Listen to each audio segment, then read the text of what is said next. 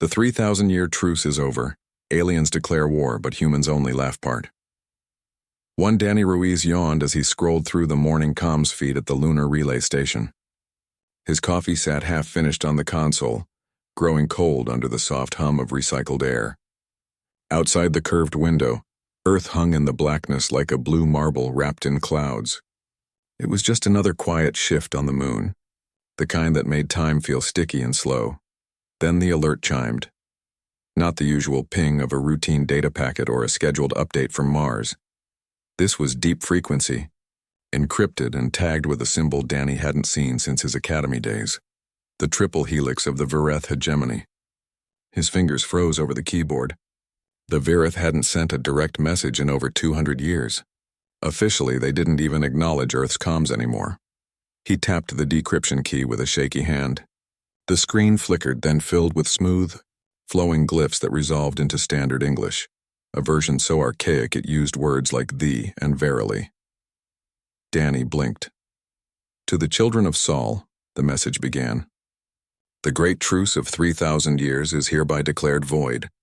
By your hand, the sacred terms have been broken. Your species has grown arrogant, reckless, and unworthy of peace. Prepare for judgment.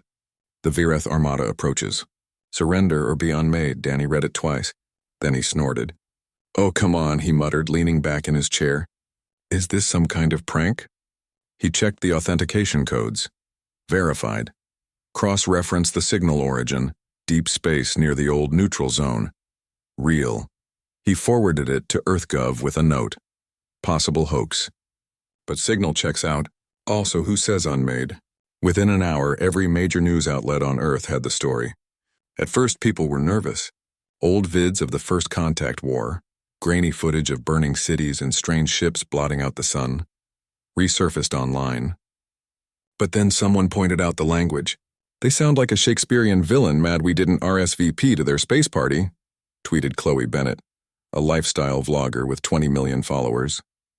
Her video of her reading the declaration in a dramatic British accent got 3 million likes in 20 minutes. By noon, the internet had turned the Vireth threat into a global joke. Memes flooded every platform. One showed a cartoon alien shaking a tiny fist, while a human offered it a participation trophy. Another had the Vireth commander yelling, "You broke the truce," while Earth replied, "Was it the TikTok dance? Because I can delete it." Even the military couldn't stay serious. At the North American Defense Hub in Colorado, General Paul Hayes stared at the translated message on his screen, then burst out laughing. "They're mad we grew arrogant?" he said to his aide. Last week, a kid in Nebraska live-streamed himself teaching his dog to bark the national anthem. That's not arrogance, that's Tuesday. World leaders held an emergency summit. Most arrived expecting grim faces and war plans. Instead, they found diplomats grinning and sharing screenshots of alien-themed memes. The Russian delegate showed a cartoon of a Vireth warrior tripping over a banana peel labeled human. Nonsense. The Brazilian ambassador suggested sending the aliens a care package of rubber ducks and dad joke books. Only a few took it. Seriously.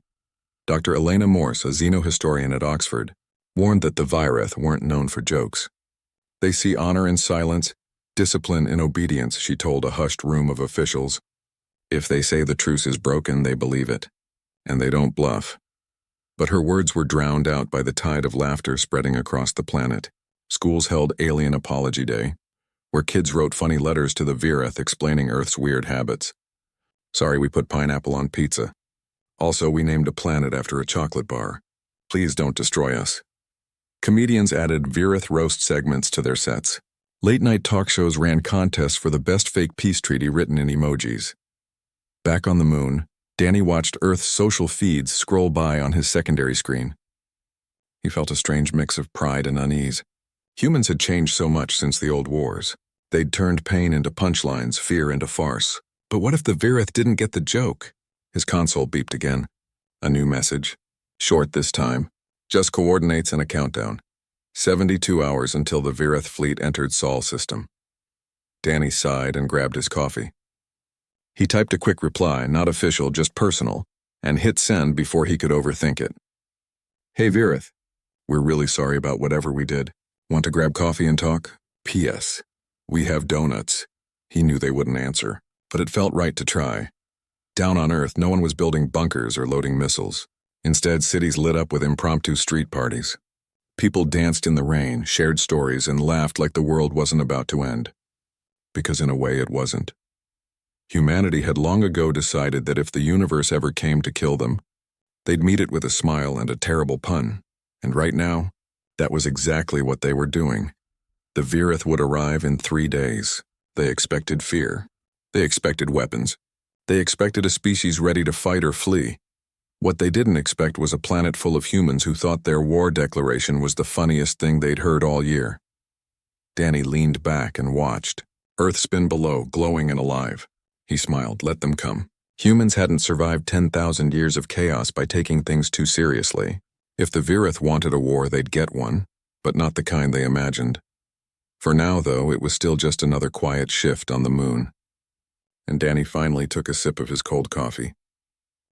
The 3,000-year truce is over. Aliens declare war, but humans only. Laugh part. 272 hours passed like a slow breath held and released. Earth did not arm itself with lasers or shields. It armed itself with jokes, music, and absurdity. When the Virith Armada finally crossed into the Sol system, its 1,000 biomechanical dreadnoughts formed a perfect battle crescent near the orbit of Jupiter. Their hulls pulsed with dark energy, their weapon ports glowing like angry eyes. They expected silence. They expected dread. What they got was noise. From the edge of the asteroid belt, a small human fleet emerged. Not warships, but old museum vessels, retired science cruisers, and even a few retrofitted cargo haulers painted in bright colors. At the front floated the USS Marlow, once a deep space research vessel, now covered in blinking lights and giant inflatable planets. On its hull, in cheerful letters, read, "Welcome to Earth. Please remove hat before entering atmosphere." Inside the Marlow's bridge, Captain Leo Grant adjusted his headset and grinned. He hadn't worn a uniform in years, not since stand-up comedy became his full-time job. But EarthGov had called him back when they realized what kind of war this really was. "All right, team," he said, voice calm. "Remember, no weapons, no threats. Just vibes." Beside him, Science Officer Maya Patel monitored the alien fleet's biosigns on her screen. "Their heart rates just jumped," she said, eyes wide. "They're confused." "Really confused," Leo nodded. "Perfect. Hit it." At his signal, the human fleet activated their projectors. Holograms bloomed in the void. Cartoon cats chasing laser dots, dancing hot dogs, a giant rubber duck wearing sunglasses. From every speaker, every comm channel, every open frequency, sound poured out. Abbott and Costello's Who's on First, clips from old sitcoms, stand-up routines, and the unmistakable laugh track of a 20th century TV show. On the Virith command ship, High Commander Kale Vor stared at the display in disbelief. His warriors stood rigid, claws clenched, but their eyes darted nervously at the floating images of humans doing something called the floss. One young officer whispered, "Are they mocking us with toys?" Kale's voice was low and sharp. Silence. "Open a channel." A moment later, his deep, resonant voice boomed across all human frequencies. "This is your final warning. Cease this foolish display. Surrender your worlds or face annihilation." Leo leaned into his mic. "Hey there, big guy. Name's Leo. Listen, we got your message, and honestly, we feel terrible. We didn't mean to break the truce. Was it the karaoke night on Titan? Because I swear, no one knew Bohemian Rhapsody was a sacred Virith hymn." Silence. Then from the Virith side, static. Confused chatter in their guttural tongue. Maya giggled. "They're arguing. I think one of them just asked if karaoke is a weapon." Leo winked. Time for Phase 2. The human ships began drifting closer, not in attack formation but in a loose circle, like friends gathering around a campfire. Drones zipped out, not armed with missiles but with tiny speakers playing prank calls, silly songs, and recordings of babies laughing. One drone shaped like a whoopee cushion floated toward a Virith cruiser. When a sensor beam touched it, it let out a loud, cartoonish fart noise. The Virith ship jerked back as if stung. Alarms blared on their bridge. "What is this sorcery?" Kale roared. Back on Earth, billions watched the live feed. Chloe Bennett hosted a special stream called Alien Tantrum Watch, complete with popcorn emoji and live polls. Will they fire? Will they cry? Place your bets. Schools paused lessons to watch. Bars filled with people cheering every time a Virith ship twitched in confusion. Then something unexpected happened. A young Virith technician, overwhelmed by the constant stream of nonsense, let out a small involuntary snort. He clapped a claw over his mouth, horrified. But it was too late. The sound had been picked up by an open mic. On Earth, the clip went viral in seconds. Virith warrior laughs at fart drone. The headlines screamed. Memes exploded. Someone edited the laugh into a remix of Never Gonna Give You Up. Kale ordered a limited strike. Target Mars Colony Theta. Show them we are not amused. The Virith dreadnoughts turned toward Mars, weapons charging. But when they arrived, the colony wasn't hiding behind shields or bunkers. Instead, the entire dome had been transformed into a giant comedy club. Bright signs flashed. Open mic night, aliens welcome. Colonists stood outside in clown noses and rainbow wigs, holding signs that read, "Sorry for existing." And we come in peace and puns. One colonist, a teenager named Noah Kim, waved a giant foam finger that said, "We're one misunderstanders." He'd spent the last 2 days hacking into the Virith comms using a modified karaoke app. Now, as the alien ships hovered, their internal speakers suddenly blared Taylor Swift's "Shake It Off," followed by a cheerful voice saying, "You're doing great, sweetie." Inside the lead Virith ship, warriors exchanged uneasy glances. Their targeting systems glitched, not from damage but from data overload. Jokes, riddles, and puns flooded their AI, clogging logic pathways designed for war, not wordplay. One system displayed, "Why did the Virith cross the galaxy?" To get to the other side of their feelings, Kel slammed his fist on the console, shut it all down. But it was too late. The psychological effect was spreading. Virith soldiers, raised on discipline and honor, found themselves smiling at things they didn't understand. A warrior named Zir, known for his cold focus, caught himself humming a tune from a human cartoon. He felt shame, but also, strangely, relief. On the Marlow, Leo watched the Virith fleet hesitate. "They're not used to being laughed with," he said softly. "Only laughed at." Maya nodded. "Maybe that's the difference." Back on Earth, Rita Dawson, the newly appointed envoy for Interspecies Relations Comedy Division, prepared a message. Not a threat, not a plea. An invitation. She recorded it in front of a green screen showing a cozy living room with a coffee table and 2 chairs. "Hey, Virith," she said warmly. "We know things got weird, but how about we talk? We've got coffee, cookies, and a really bad impression of your commander. No weapons, just words, and maybe a dad joke or 2. The message was sent. The human fleet held its position, silent now except for the occasional giggle over comms. The Virith armada floated in the void, caught between rage and something new, curiosity. Kale stared at the hologram of Rita Dawson smiling gently at him.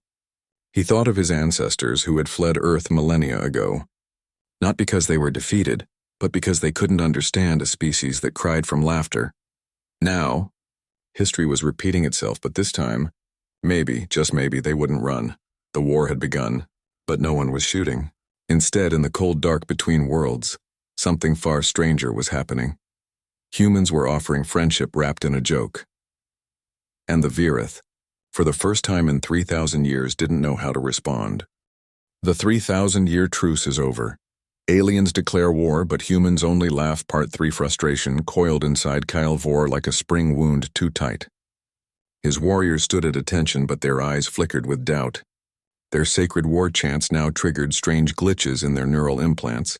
Instead of battle fury, they heard silly rhymes or the sound of a kazoo.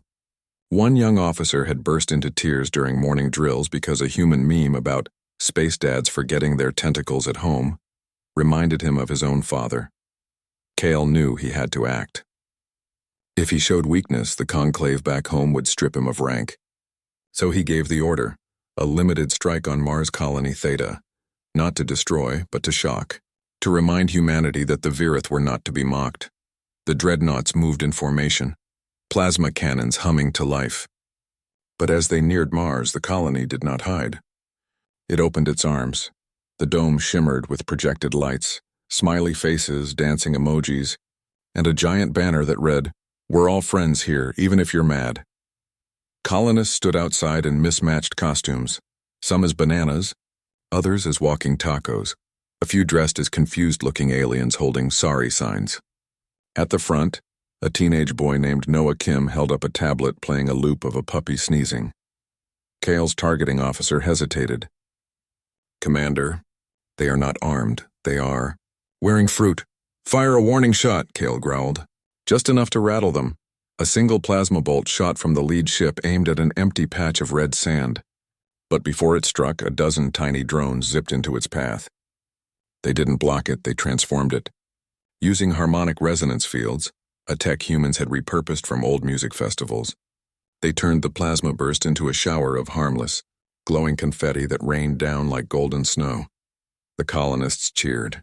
Someone started playing Celebration by Kool and the Gang over an open channel. On the Virith bridge, silence fell. Then from the back a soft chuckle. Then another. Kale spun around, eyes blazing. "Who dares?" A young technician quickly covered his mouth, but his shoulders shook.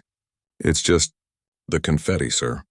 "It looks like party glitter," Kale wanted to roar, but something stopped him. He remembered his childhood when his mother once showed him a forbidden archive, a human cartoon where a cat chased a mouse through impossible doors. He had laughed then, quietly in the dark. He'd never told anyone. Now, watching humans turn weapons into joy, he felt that same strange warmth in his chest. Back on Earth, Rita Dawson watched the feed with a small smile. She had spent the night designing a new kind of diplomacy. Not treaties or trade deals, but shared silliness. Her team had built an escape room inside an old UN building, themed intergalactic misunderstandings. It had puzzles involving rubber chickens, interpretive dance instructions, and a final challenge where players had to explain the concept of irony using only emojis. She sent the Vireth an invitation. "Come solve it with us. No claws, no cannons. Just brains and bad jokes." To everyone's surprise, a Virith shuttle detached from the main fleet and headed toward Earth. When it landed in Geneva, 3 Virith delegates stepped out, their armor polished but their postures stiff with uncertainty. Rita greeted them in a bright yellow sweater and offered each a warm cookie shaped like a peace sign. The escape room began. At first, the Virith moved like statues scanning for traps. But the first puzzle was simple. Why did the human cross the galaxy? The answer was hidden in a bowl of alphabet soup. One Virith warrior named Zir dipped a claw in and fished out the letters. I, O, G, I, a duck?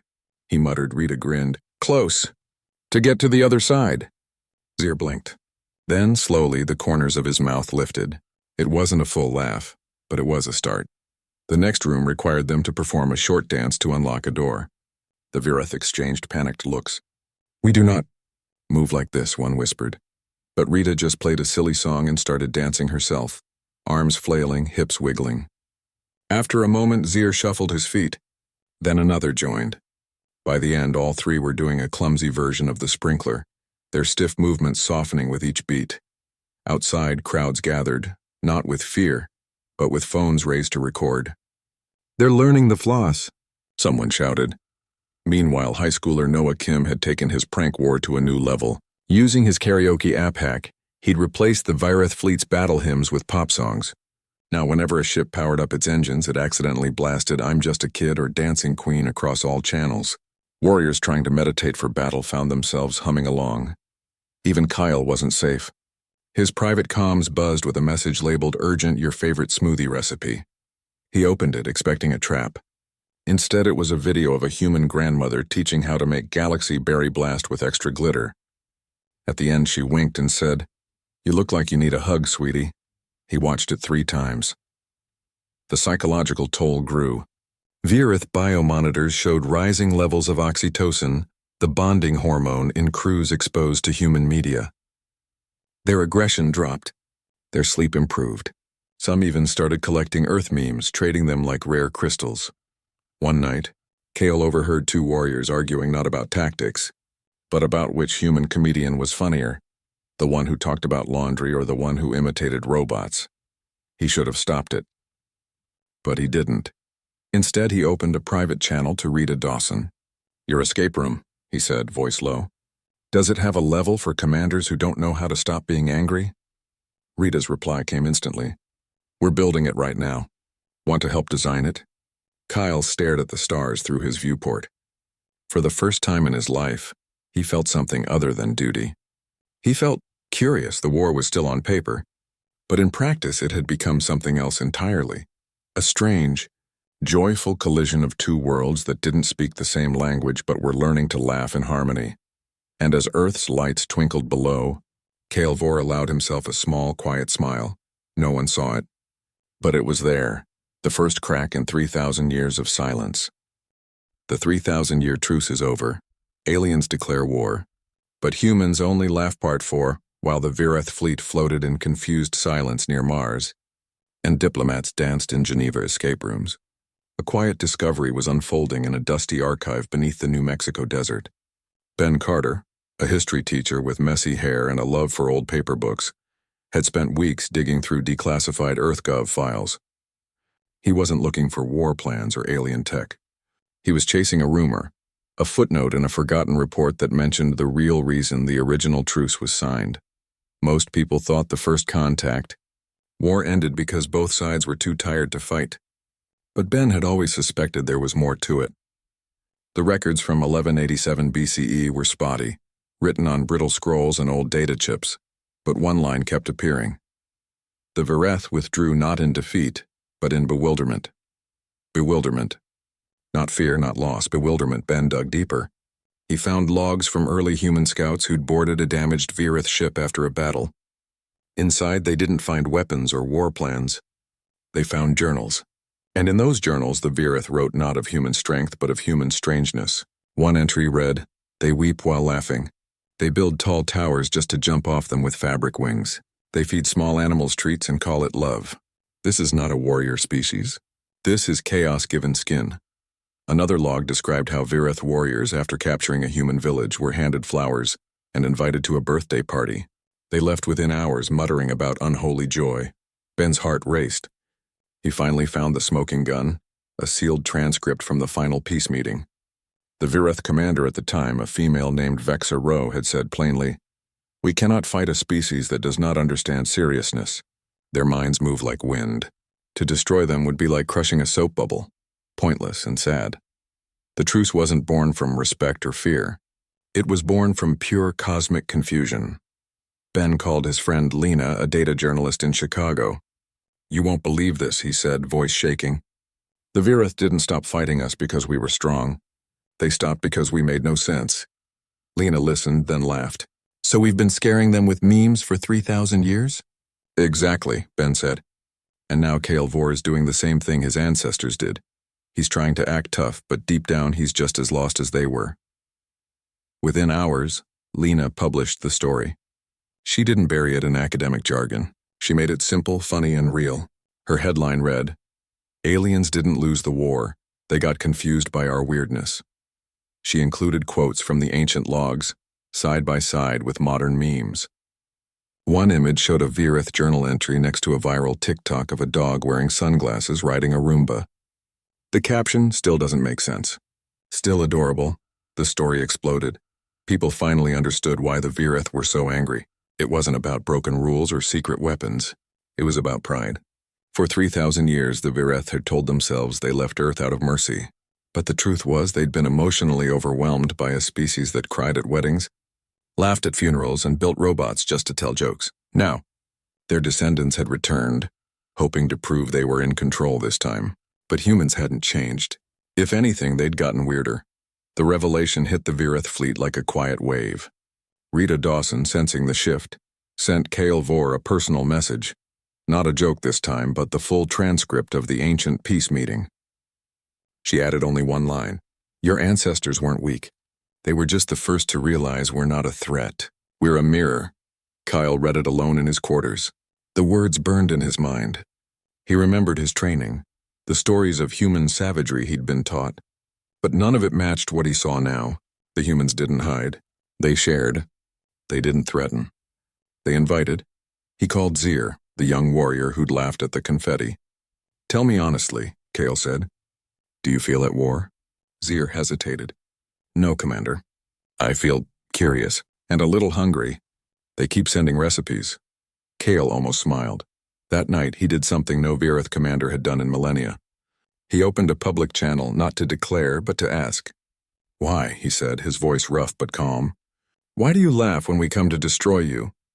The response was instant. Not from governments or generals, but from ordinary humans. Thousands of messages poured in. "Because fear is boring," wrote a girl from Tokyo. "We've seen real monsters," said a man from Lagos. "You're just having a bad day." "My grandma says laughter is the best shield," shared a boy from Buenos Aires. "Want to borrow hers?" One message stood out. It was from Ben Carter himself. "We laugh because we've learned that the universe is strange, and the only sane response is joy. You don't have to understand us. You just have to be willing to try." Cale read them all. Then he turned off his console and sat in the dark, staring at the stars. For the first time, he questioned everything he'd been taught. Was this war really about honor? Or was it about shame? Shame that his people had never been able to process a species that turned pain into poetry and chaos into comedy. Back on Earth, Ben watched the news. The Virith fleet hadn't moved. No shots fired, no threats made. Just silence. But it was a different kind of silence now, not the silence of tension, but of thought. Lena called him. "You did it," she said. "You gave them the truth." Ben shook his head, though she couldn't see him. "I didn't give them anything. I just reminded them of what they already knew." In Geneva, Rita prepared a new room in the escape room complex. This one was called The Mirror. Inside, players would face reflections of their own assumptions, fears, and hidden hopes. The final puzzle wasn't solved with logic, but with honesty. She sent Cale the blueprints.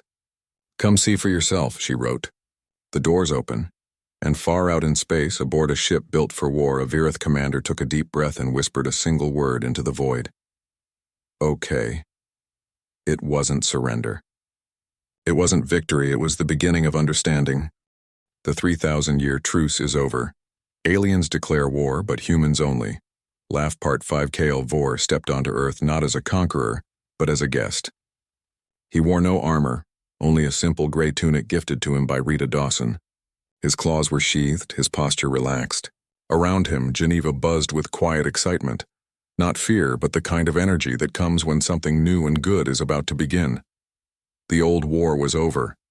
Not with a bang, not with a treaty signed in blood, but with a handshake and a shared laugh in a room full of rubber ducks and riddles. The Virith fleet had powered down its weapons. Human ships had rolled out welcome mats made of recycled space junk and glitter. And now, the real work began. Not fighting, but figuring out how to be friends. Earth didn't offer the Virith technology or territory. It offered something far stranger: inclusion. Schools opened galactic comedy clubs where Virith youth could learn the art of the pun. Universities hosted workshops on absurdism as a survival strategy. In Brooklyn, a retired teacher named Frank Miller started a weekly alien open mic night, where Virith newcomers tried their first knock-knock jokes. Most bombed. But the crowd always clapped anyway. Zier, once a rigid warrior, became a regular. His first joke was terrible. Why did the Virith cross the nebula? Because, the human said so? The room fell silent for a second, then erupted in cheers. Zier's face flushed a deep violet. He'd never felt so seen. Back on the Virith homeworld, news of the cultural shift spread like wildfire. At first, elders raged. But then their grandchildren started sending them videos of Virith teens doing TikTok dances, of shared cooking streams where humans taught them how to make pancakes shaped like moons, of a Virith poet reciting verses about the beauty of nonsense. Slowly, even the oldest among them began to soften. Cale, now retired from command, opened a small restaurant on Europa. He called it the third option, a nod to the idea that war and peace weren't the only choices. The menu featured fusion dishes, spicy nebula noodles with earth cheese, emotional comfort dumplings filled with synth meat and real laughter, recorded from comedy shows, and ironic space tea that changed color when you told a lie. Tourists came from across the system just to eat there, and hear Kyle tell the story of how a fart drone changed his life. Danny Ruiz, the lunar technician who'd first received the war declaration, now worked as a translator for interstellar comedy festivals. He helped adapt human humor into Virith rhythms, finding that while punchlines didn't always cross species, the feeling behind them did. Maya Patel developed a new AI that could detect emotional confusion in alien speech and respond with the perfect meme. It became so popular, the Virith Conclave adopted it for diplomatic training. Even the youngest humans played their part. Noah Kim's karaoke hack evolved into a full communication bridge. He and a Virith kid named Lyra co-hosted a weekly show called Galactic Karaoke Therapy, where listeners sang their problems away to pop songs from both worlds. One episode featured a Virith elder sobbing through All by Myself after admitting he missed his childhood pet rock. The next week, Earth sent him a crate of smooth, warm stones with little hats. The new agreement between humans and Virith wasn't written on paper or etched in metal. It lived in moments. A Virith mother laughing as her child tried to wear socks on their tentacles. A human farmer teaching alien botanists how to grow corn just for the joy of it. Two old men, one from Earth, one from Virith, sitting on a park bench sharing stories and silence. Rita Dawson became the first official ambassador of joy. Her office had no weapons, no locks, just a couch, a coffee machine, and a whiteboard covered in doodles and half-finished jokes. When asked how she'd ended a war without firing a shot, she'd just smile and say, "We didn't end it. We rewrote it." Ben Carter published a book titled The Day We Made Them Laugh. It became required reading in schools across both species. In it, he wrote, "Fear builds walls, but laughter? Laughter builds doors, and sometimes all it takes is one silly knock to open them." Years passed. The memory of the war faded into legend, told not as a tale of battles, but as a lesson in humility. New generations of Virith grew up watching Earth cartoons, quoting stand-up comics, and rolling their eyes at their grandparents' old-fashioned seriousness. Human kids learned Virith honor songs, but always added a silly verse at the end just for fun. And through it all, one truth held firm. The most powerful force in the universe wasn't gravity or energy or even love. It was the shared human, and now Virith ability to find light in the dark, to turn pain into play, and to meet the unknown not with a weapon, but with a warm cookie and a bad joke. On the anniversary of the failed invasion, Earth and Virith held a joint celebration called the Great Giggle. From Mars to the outer rings of Saturn, people gathered in parks, ships, and virtual spaces to laugh together.